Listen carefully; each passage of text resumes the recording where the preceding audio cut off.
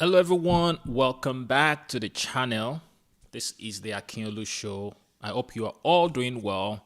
Good evening, good afternoon, good morning, anywhere and everywhere in the world you are watching.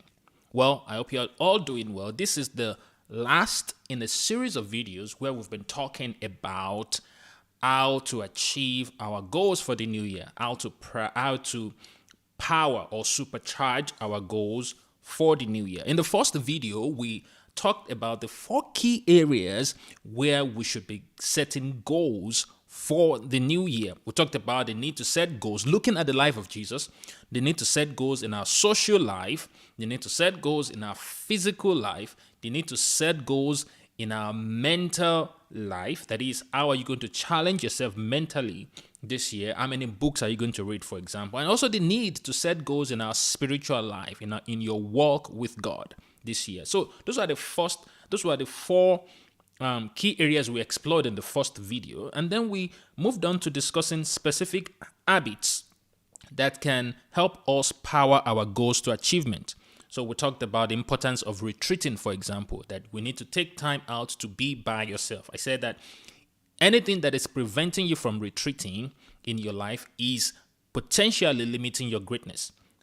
Many people that we know in the world today, even Jesus, our perfect example, spent time retreating before he made certain destiny-defining decisions. Before he chose his disciples, he spent time alone. Before he told them about his death on the cross, he spent time alone. It is important to spend time alone, retreat, so that you can be reinvigorated and be energized for the next season of your life. And then we moved on to talking about some practical ideas on how to make our goals plain. We talked about the fact that the Bible says in Habakkuk chapter 2, verse 2, that we should write the vision, make it plain on tablets. If making it plain on tablets and writing the vision were the same thing, there will be no need to say it differently. So you could write your vision, but not make it plain. So we spent that video talking about how do we practically make our vision, our goals for the new year. How do we make it plain? So we spent a lot of time talking about that in that video. And then we moved on to talking about the role of our mouth in the achievement of our destiny. We talked about the quantity of speech, the quality of speech, and the direction of speech. Those 3 things are crucial if our mouth is going to aid us in the achievement of our goals for the new year. You have to be mindful of how much you speak. You have to be mindful of the quality, what is coming out of your mouth. Are your words seasoned with salt, for example? Are your words edifying? Are your words congruent with the thoughts that are going on in your mind? So these are all very important things. And then last week, we talked about fasting and praying and how that can also supercharge our goals.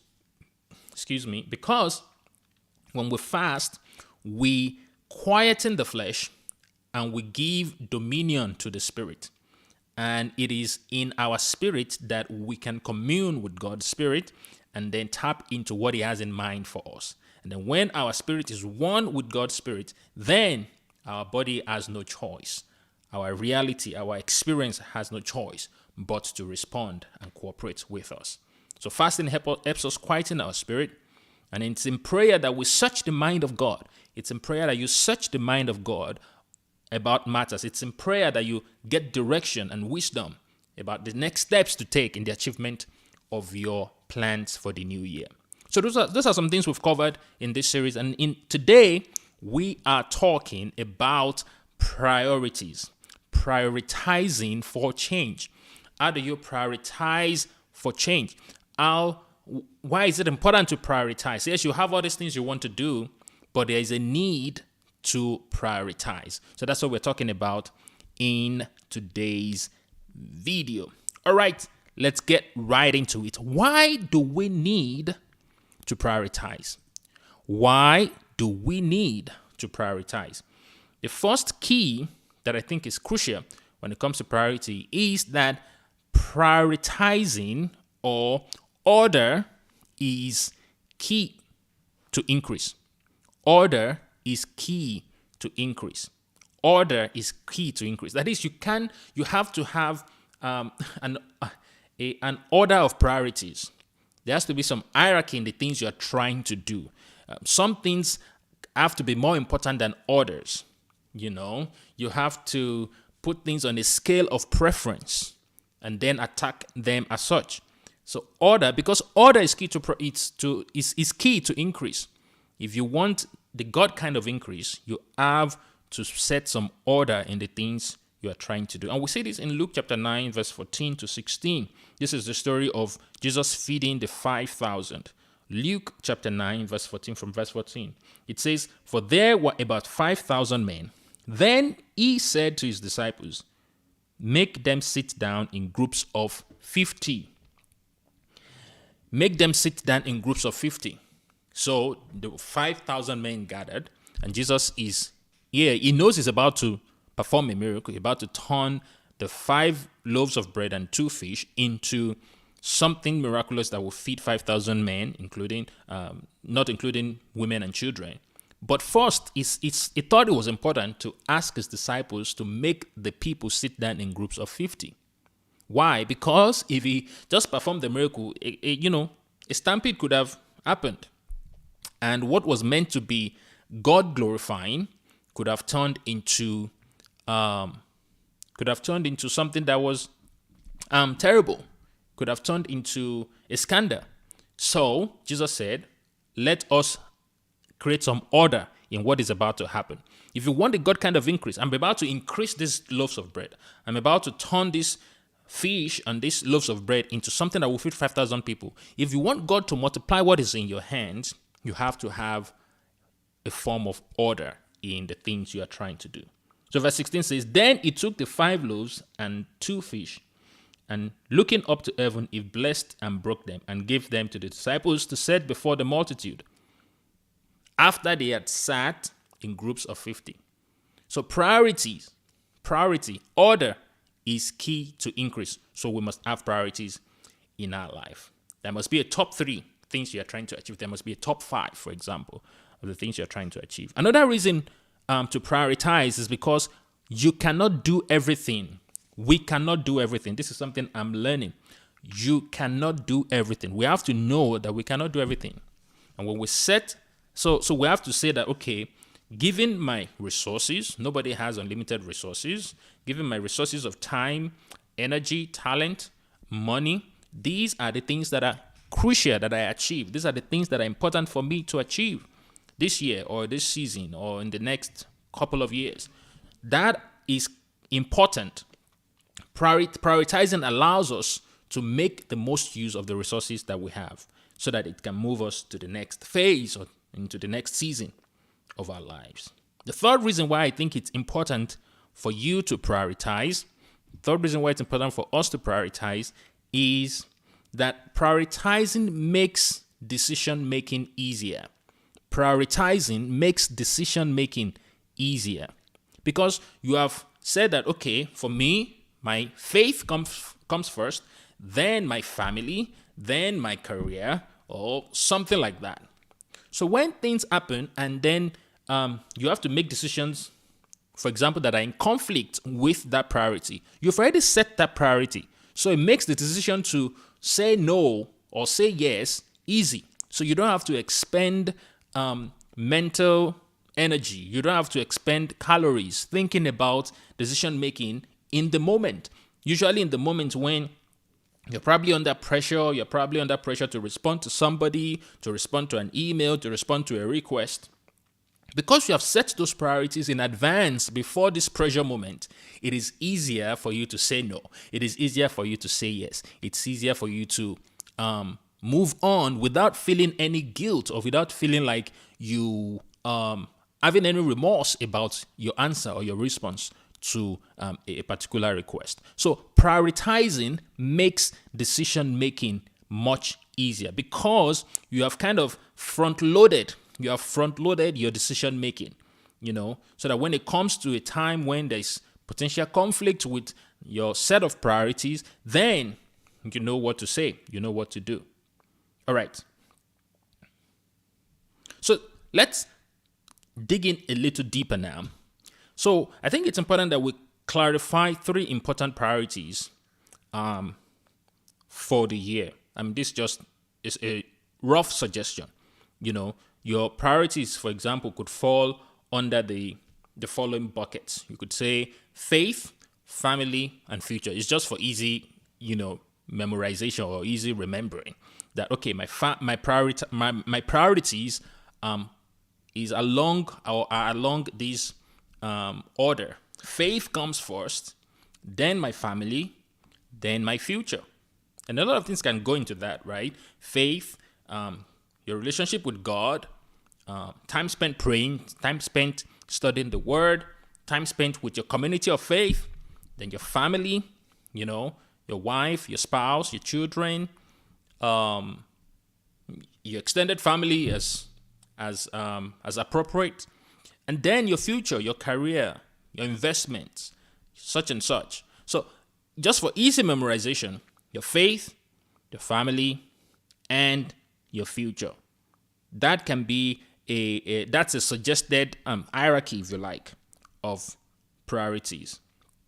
Yeah, so your future could be your business, your career, your ministry. So you can divide this into quarterly goals, right? So under faith, this quarter I'm trying to read this much books in the Bible, or this quarter I'm trying to go on this vacation with my family. By the way, if you're liking the video, if you're liking this type of content, go ahead and subscribe to the channel. Go ahead and subscribe to the channel if you are enjoying this content. If you like this type of content, if this video is blessing you so far, please go ahead and subscribe to the channel. All right, so you have faith, you have family, and you have your future. That's one way to set your priorities this year. All right, and then one thing we have found out, and you might also have found this out, is that the most effective people in life are people who have narrowed down their lives. They have simplified their lives. People who have narrowed down their lives, whose lives have become, for lack of a better word, boring, because they are not running helter-skelter. Their lives are so defined, so well defined. These are the most effective people. These are the people that they know where they're going to be at 5 a.m. tomorrow. There is no guesswork about it. They know where they're going to be at 8 p.m. tomorrow. They know what they're eating for dinner tomorrow. There's someone actually that I know that, he knows what he's having for lunch every day of the week. It's planned out. It is there are no surprises. There is no let's wing it. These are the most effective people in life because they have simplified their lives to the most important things in their lives, and that's how they are spending their time. The most effective people in life are the people who have narrowed down their lives and they have simplified their lives, and that's what I'm challenging you to do as well. with your priorities, to set priorities that makes decision making very easy for you, that you are not, running like a chicken whose head is cut off all the time, because you have already set your priorities in the way you want them to appear. And then finally, it's important to manage your energy. Like I said earlier, we cannot do everything. I'm realizing that the time I spend working is time I cannot spend with my wife. The time I spend, watching a YouTube video is time I cannot spend with my children. The time I spend preparing to come live, the time I'm spending here is time I cannot spend doing other things with my family. And the time I spend doing these other things sap my energy in a way. And when that energy is sapped, then the quality of time spent, say, with my family may be reduced. So I want to look at it and say, okay, if I want to give my family the best of me, then maybe I put them first before other things, so that I can be present, so that my energy is upbeat, so that I'm not short-fused, I'm not easily angered and things like that, because I am managing my energy. I am putting the things that are most important to me. I'm doing the things that are most important to me during the time of the day when I'm at my best. See, that's very important. So managing our energy. Our energy is not infinite. When you spend energy on one thing, you have less energy to spend on other things. When you spend energy on one thing, you have less energy. Our energies are not infinite, and this is a sad reality that I'm having to just come to terms with. I feel like, oh yeah, I can do that later in the day after work. I can do it. No, but by the time it's after work, you are fagged out. You're done. So if it's something important to you, you don't want to push it to after work all the time. That's very important. So this is perhaps managing your energy is more important than time management, in my opinion. Managing your energy is more important than time management, because there is no point having the time to do something, but you don't have the energy to do it. This is the sad reality of life. There is no point having the time to do something, but not having the energy to do something. As a matter of fact, there's no point having the time and the money to do something, but you don't have the energy to do it, or you don't have the energy to enjoy it. What's the point? What's the point? If you have the energy, if you have the time, you have the money, but you don't have the energy. That's something to think about. Sell out on that. All right. So that's what prioritizing for change is all about. Prioritizing so that we can achieve, so that we give ourselves the best chance of achieving our goals for the new year. Order is key for increase. Order is a key principle of increase. And prioritizing is a way of introducing order into our lives. And we can set our priorities along the axis of faith, family, and your future, your career, your business, and things like that. And then we, as much as possible, trying to simplify your life. You're trying to make the decisions of the future, you're trying to make them today as much as possible, so that you're not expending time. You're front-loading your decision-making when you prioritize. And then you want to manage your energy, because managing your energy is more important than managing your time. There is no point having the time and the resources and the money to do something, but you do not have the energy to do it. All right, that's all I got for you today. If you like this kind of content, go ahead and subscribe. This took a lot of work to put together. So if you enjoyed it, please hit the like button, subscribe to the channel, and I'll see you on the next one. Bye-bye.